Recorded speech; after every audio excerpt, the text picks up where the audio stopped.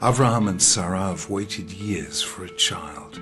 God has promised them repeatedly that they would have many descendants, as many as the stars of the sky, the dust of the earth, the sand grains on the seashore. They wait. No child comes.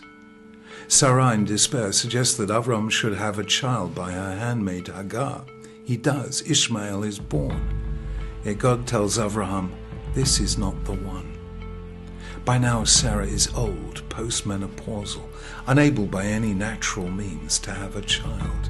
Angels come, and again they promise a child. Sarah laughs, but a year later Yitzchak is born. Sarah's joy is almost heartbreaking. Sarah said, God has brought me laughter, and everyone who hears about this will laugh with me. And she added, who would have said to Avram that Sarah would nurse children? Yet I have borne him a son in his old age. And then come the fateful words. Then God said, take your son, your only son, Yitzchak, whom you love, and go to the region of Moriah.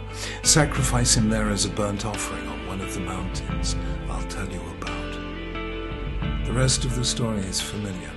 Abraham takes Yitzchak together. They journey for 3 days to the mountain. Avraham builds an altar, gathers wood, binds his son, and lifts the knife. And at that moment, the angel of the Lord called out to him from heaven, Avraham, Avraham, here I am, he replied. Don't lay a hand on the boy, says the angel.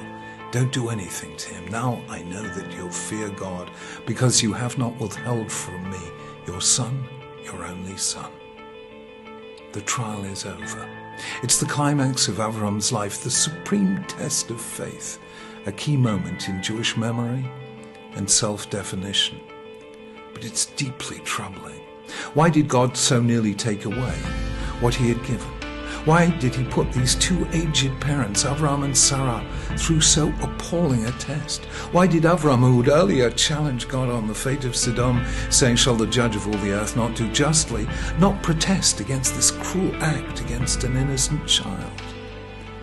The standard interpretation given by all the commentators, classical and modern, is that Avram demonstrates his total love of God by being willing to sacrifice the most precious thing in his life, the child whom he'd been waiting for so many years.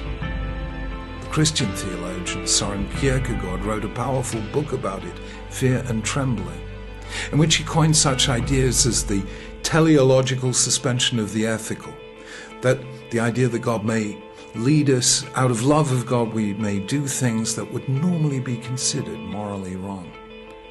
And also Kierkegaard used the idea of faith in the absurd. Avram trusted God to make the impossible possible. He believed he'd lose Isaac but still keep him. For Kierkegaard, faith transcends reason.